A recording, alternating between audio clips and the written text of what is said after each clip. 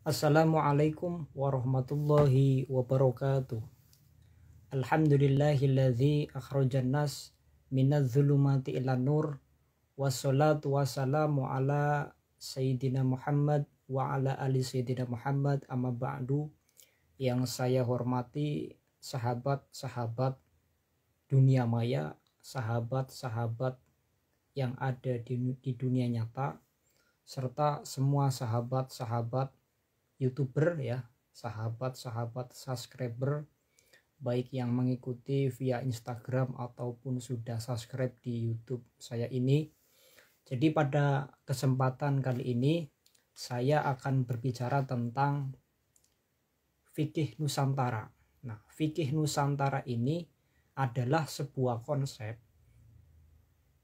untuk menunjukkan Islam ini sebagai agama yang damai. Satu seperti itu.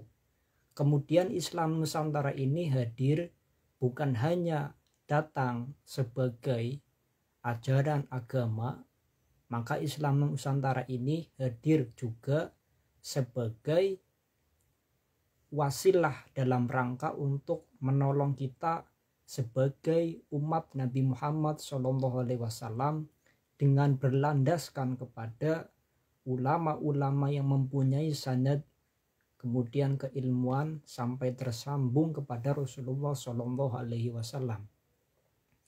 Jadi sahabat-sahabat subscriber semua, dalam kesempatan kali ini kita akan berbicara tentang fikih Nusantara ini hubungannya dengan agama. Jadi dalam konteks sekarang ini, di era modern sekarang ini kita mengenal bahwasanya muncul beberapa ajaran-ajaran seperti ajaran-ajaran agama ini yang mempunyai suatu kepentingan politik. Maka kalau kita mengambil kesimpulan di dalam Islam Nusantara ini sudah termasuk Islam yang berpolitik. Karena apa? Karena dalam rangka mempunyai target adalah supaya bisa mengedepankan dan mampu menjaga eksistensi Islam di Indonesia ini supaya terjaga daripada paham-paham yang mengatasnamakan agama ini untuk kepentingan beberapa golongan seseorang. Nah, jadi kalau kita mengenal semua sahabat-sahabat yang ada di sini, kemudian kita mengenal bahwasanya sekarang ini ada beberapa macam perbedaan di dalam konteks agama, perbedaan di dalam konteks beropini untuk memilih seorang pemimpin, kemudian menyukai seorang pemimpin. Ini terserah dari sahabat-sahabat semua. Tidak ada paksaan dan tidak ada suatu larangan di dalam memilih seorang pemimpin, karena ini adalah sebagai haknya dari sahabat-sahabat semua yang ini artinya sudah menjadi haknya. Jadi kembali lagi dalam konteks Islam Nusantara ini, kemudian kita berbicara mengkaji bersama bahwa Nusantara ini seperti yang kita dengar beberapa minggu yang lalu ataupun beberapa bulan yang lalu, seperti itu sahabat-sahabat semua. Maka negara ini negara yang berlandaskan kepada Pancasila, yang berlandaskan kepada Undang-Undang ya 1945, sebagai dasar negaranya adalah Pancasila. Ini sudah final, tidak bisa diganggu dan tidak bisa diubah dalam kondisi seperti apapun.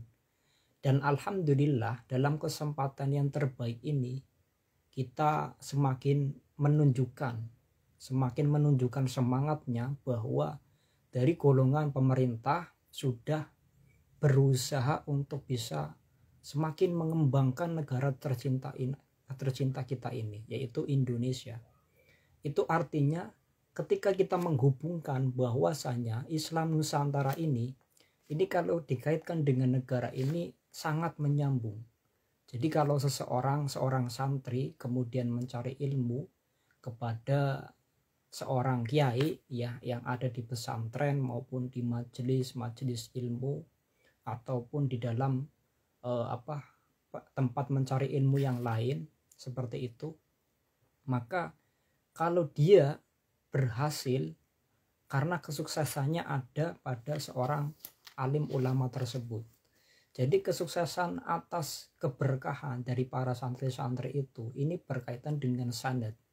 Sanad kita artikan sebagai nyambung, artinya hubungannya ini nyambung. Jadi kalau di dalam bahasa pesantren, di dalam bahasa tradisi-tradisi pesantren itu, ketika seseorang yang meminta ijazah kepada seorang kiai, namun ketika sebelum melakukan adanya beberapa amalan, beberapa ikhtiar, maka tidak akan bisa dilakukan dan tidak bisa diberikan ijazah itu secara langsung. Karena apa? Karena kembali lagi seperti Islam Nusantara, bagaimana Kiai Haji Hasyim Asy'ari yang menulis kitab Risalah Ahlus Sunnah wal Jamaah, yang seperti biasa di dalam beberapa jamiah Nahdlatul Ulama kita juga sering mengkaji bersama bahwasanya Kiai Haji Hasyim Asy'ari ini mengalami suatu pendekatan sosiologis ketika ingin berdakwah kepada beberapa masyarakat yang ada di bawah, tidak mengenal perbedaan kasta. Beliau ini sangat peka sekali terhadap sosialisme. Jadi kalau kita katakan hubungannya dengan Islam Nusantara, kalau kita kaitkan dengan kejadian isu-isu yang sekarang ini terjadi, bagaimana agama dijadikan sebagai alat politik, agama dijadikan sebagai alat untuk kepentingan seseorang, ini justru sangat memprihatinkan sekali. Kita bersama harus mengingat bahwasanya sahabat-sahabat semua yang ada di sini, yang live via Instagram, jadi kalau kita melihat bersama bahwa Kiai Haji Hasyim Asy'ari ketika zaman dahulu ketika beliau mendirikan Jamiah Nahdlatul Ulama, ini mengalami pendekatan sosiologis di dalam menyebarkan suatu ajaran-ajaran yang berasal dari guru-gurunya. Maka kita sebagai umatnya Nabi Muhammad SAW, kedua kali kita juga berharap diakui sebagai santrinya Kiai Haji Hasyim Asy'ari. Jadi tegas sekali bahwa Kiai Haji Hasyim Asy'ari ini menyebarkan ajaran-ajaran yang berasal dari gurunya, yang mempunyai sanad tersambung. Ini sudah jelas bahwa ketika ingin berdakwah, ketika ingin mendakwahkan agama yang santun, maka harus melalui pendekatan sosiologis. Begitu sahabat-sahabat semua. Nah, kemudian ketika sekarang ini, jadi sebelum saya berbicara era sekarang ini, kita kembali lagi flashback sahabat-sahabat semua. Kembali lagi flashback ke era zaman Wali Songo ya, Wali Songo yang ada di beberapa wilayah Indonesia ini, di Nusantara ini. Ketika berdakwah ada yang melalui media wayang, ketika berdakwah ada yang melalui media yang lain. Itu karena apa? Karena dalam rangka untuk menyebarkan agama Islam, agama yang diridhoi Allah Subhanahu wa taala ini tidak langsung membawa satu kata hadis dari Nabi Muhammad SAW. Jadi ketika ingin menyebarkan agama ini tidak melalui cara-cara yang instan, tetapi bagaimana menyebarkan agama, memahamkan seseorang yang mohon maaf masih awam dalam hal agama, ini harus mengalami 1, 2 kali, 3 kali, bahkan sampai 7 kali ini mengalami satu pendekatan yang dinamakan pendekatan sosiologis. Kita harus mengerti bahwasanya ketika ingin menyebarkan agama ini tidak langsung dengan cara-cara yang instan. Begitu sahabat-sahabat semua. Kita contohkan bersama ketika kita terbiasa bahwa seperti orang mahasiswa, ya seorang mahasiswa di dalam perantauannya ingin memakan, ini biasanya makan instan ya, seperti sahabat-sahabat semua yang pernah rasakan. Jadi sesuatu yang instan ini tidak akan bertahan lama, dan ketika berhasil membuat kenyang ini hanya sementara. Kembali lagi seperti ketika cara berdakwah dengan cara-cara yang instan. Berdakwah langsung menggunakan dalil, berdakwah langsung menggunakan satu hadis, memang itu bagus. Tetapi yang lebih bagus lagi, kita melihat bersama cara dakwahnya Wali Songo. Begitu sahabat-sahabat semua. Kita melihat cara dakwahnya Kiai Haji Hasyim Asy'ari, kita yang menganut NU. Kalau kita sebagai Muhammadiyah, banyak saudara-saudara saya, teman-teman saya, dan beberapa jaringan saya ini ada di beberapa yang menjadi pengurus Muhammadiyah. Ini tidak jadi masalah. Karena apa? Yang terpenting adalah kita masih satu saudara, masih tersambung ilmunya, masih tersambung sanadnya. Ketika beliau itu percaya dan mengikuti adanya taklid kepada Kiai Haji Hasyim Asy'ari, dan begitupun taklid kepada yang menciptakan Muhammadiyah. Ini tidak jadi masalah karena seperti segitiga. Jadi segitiga ini mengarah kepada pengerucutan satu guru besar, yaitu Syekhona Khalil dari Bangkalan. Maka kita kalau melihat sekarang ini dikatakan bahwa ulama-ulama sekarang ini banyak ya, di era-era sekarang ini, di era-era digital ini banyak yang menggunakan media sosial demi kepentingan, untuk kepentingan pribadi, bahkan mohon maaf dalam rangka untuk menyindir seseorang, bisa jadi dalam rangka untuk memberikan kesan yang kontroversial, itu terjadi. Tapi sekarang ini sebagai kader Aswaja, maka saya katakan kepada sahabat-sahabat semua, sebagai kader Aswaja yang berlatar belakang, apapun latar belakangnya, baik santri maupun mahasiswa, baik yang tidak pernah nyantri maupun yang belum mesantren seperti itu, ini harus dibekali dengan pemahaman agama dengan melalui logika-logika. Jadi masuk agama Islam ini memang melalui agama ataupun melalui syahadat. Seperti kita akan memasuki rumah, maka harus ada kunci. Begitupun dengan agama. Kuncinya agama adalah pada syahadat. Ya, saya katakan kuncinya agama Islam ini ada pada syahadat yang kita ucapkan. Tetapi setelah itu, ini mengalami beberapa pendekatan sosiologis, sahabat-sahabat semua. Kita melihat bersama bahwa bagaimana cara dakwah Kiai Haji Hasyim Asy'ari ini berdakwah dengan cara-cara yang religius, yang sampai saat ini bahkan di Kementerian Agama ini menggelorakan, mengkampanyekan, ya bahasa politiknya ini mengkampanyekan bahwa ini harus kita tekankan, harus kita majukan yang namanya moderasi beragama. Seperti itu sahabat-sahabat semua. Jadi dalam rangka untuk memfaqihkan, kalau kita seorang santri, kalau kita seorang mahasiswa, kita pengen sebagai ilmu kita ini bermanfaat, ya minimal bermanfaat. Jadi dalam konteks bermanfaat itu, sebelum bermanfaat kita harus mengalami satu kefaqihan. Faqih itu adalah paham dan kita mampu memahamkan.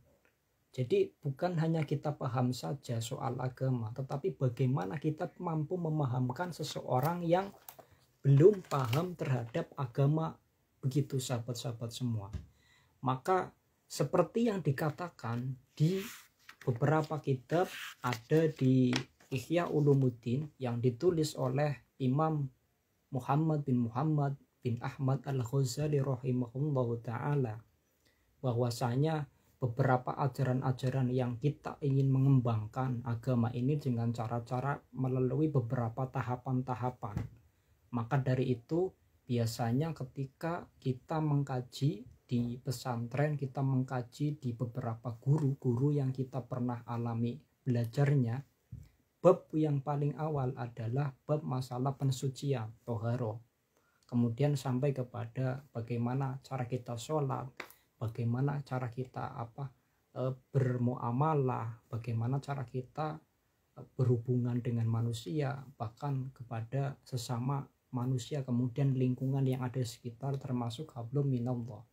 Jadi kemudian kita bisa menyimpulkan bahwa ketika memahami agama ini jangan melalui hal-hal yang instan, tetapi bagaimana kita mampu belajar agama apapun itu dengan cara-cara yang melalui cara-cara tahapan-tahapan yang diajarkan oleh beberapa ulama-ulama yang pernah memberikan sejarah kepada kita sekalian, begitu sahabat-sahabat semua.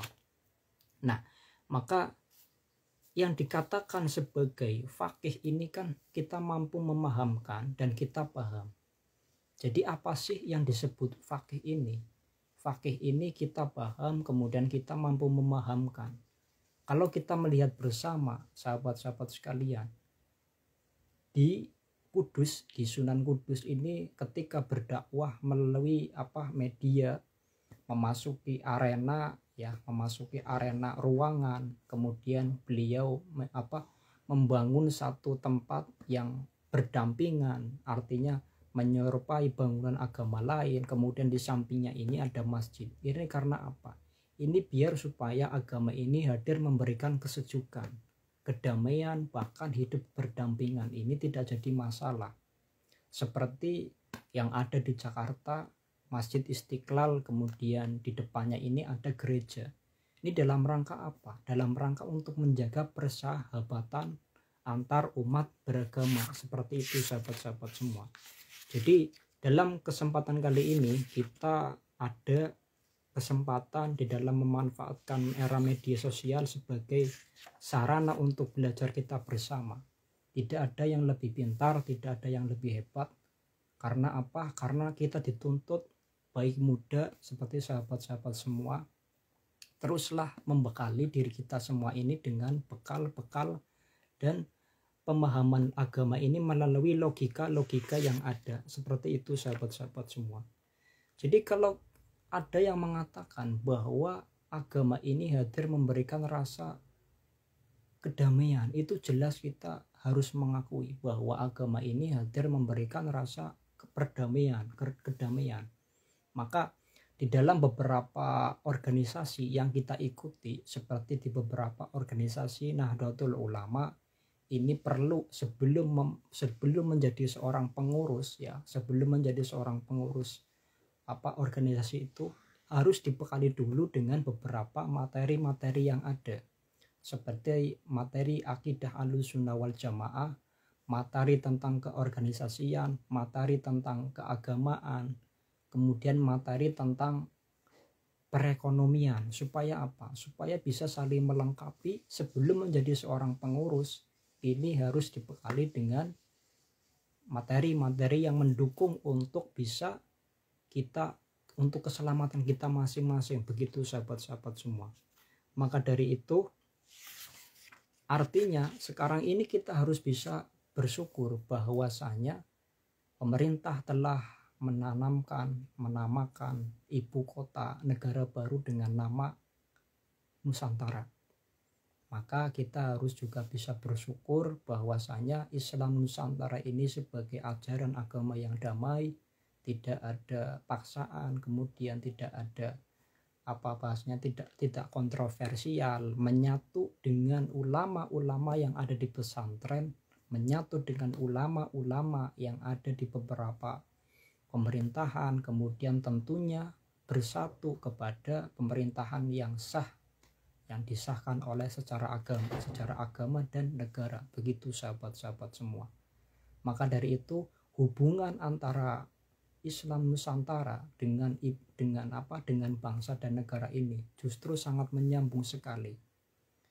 Indonesia ini sebagai negara yang hadir memberikan rasa aman, rasa nyaman, rasa damai, tidak ada kontroversial.